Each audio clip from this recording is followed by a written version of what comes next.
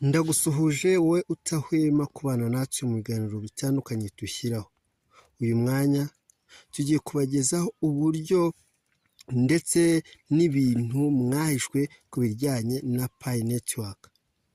Pi Network itegerejwe na benshi kugira ngo bahindure abakire.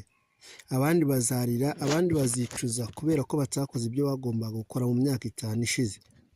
Pi Network yatangiye mu bihumbi 2019 ndetse bikaba biteganywa ko mu bihumbi 2025 agaciro kayo kazashyirwa ku isoko maze buri wese akisanga yarabonye agahwanye nayo yacukuye, dore ko babyita mining.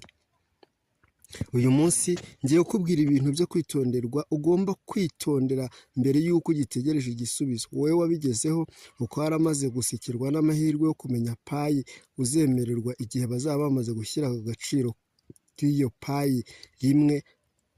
Ndagushimiye, ariko wowe utaragera kuri iyo ntego nawe reka nkomeze nkwereke ibintu abantu baguma kuvuga ariko ntibasobanure ibyo bintu ibyo ari byo. Icya mbere, nufungura Pi Network ukayihuza na Facebook account, Facebook account ikunda kukwereka neza izina ugiye kwinjira kuri Pi Network, ariko hita ucekinga neza urebe ko iryo zina rihujwe n'irangamuntu nyirizina, amazina yombi urebe ko gahuye kandi ganditse neza nk'uko irangamuntu yawe yanditse. Ibyo nutabikora uzisanga neza wamaze kugera muri esheke, ntago bizakunda kuzasekirwa n'ayo mahirwe. Abantu benshi bazi ko iyo uhuje amazina ahuye na Facebook account yawe uba ukemuye ikibazo, ariko ntago bazi neza ko iyo udahuje, iyo ufashe amazina yawe ari kuri Facebook akaba ari ukoresha 100% udacekinze, dore ko Facebook hari igihe ihita ibihindura. Waba ari Boniface maze bagasanga kuri Facebook yarabyikoreye ihita ishyiramo Boniface. Birasaba gucekinga neza urebe mbere y'uko wemeza account yawe ya Pi, ubanza kureba n'irangamuntu yawe urebe ko bisa bihuye.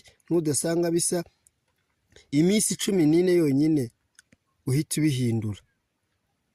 Icya kabiri, niba umaranira kugira ngo uzarye kuri aya mafaranga, witeshuka ku nshingano yo kumayininga ku masaha 28 nk'umupiyona mwiza ukande kuri mine.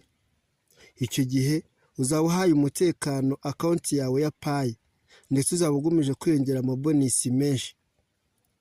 Niwongera aba referrals naho uzaba ubikemuye, ariko bizakubera byiza igihe naho aba referrals nabo bagumije gukurikira gahunda zo kumayininga neza ndetse bakazagera kuri etape ya KYC, bikakubera byiza dore ko nawe uzaba utsinze igitego cy'umutwe.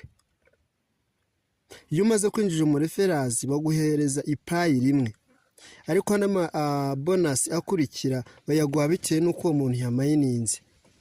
Bivugwa ko iyo uwo muntu atabonye KYC account ye ikaba ikiwani cyangwa se ntibone ibyangombwa ngo bayikore verification, bivugwa ko bonus zose uzaba warahawe uzazakwa kuri uwo muntu winjije. Ndagushimiye wowe wumvishe iki kiganiro. Niba ushaka kwinjira mu muryango wa Pi Network nawe ujye mu bantu bashobora kuba bakire mu minsi iri imbere, cyangwa se uyu mwaka uzawutambe kuri umukene, naho waba ufite Pi rimwe uzaba wemerewe ariko wujuje ibyangombwa. Jya muri description y'iyi video ukande kuri link ihari maze ubashe kwinjira. Urakoze. Iyi ni Igisobanuro TV.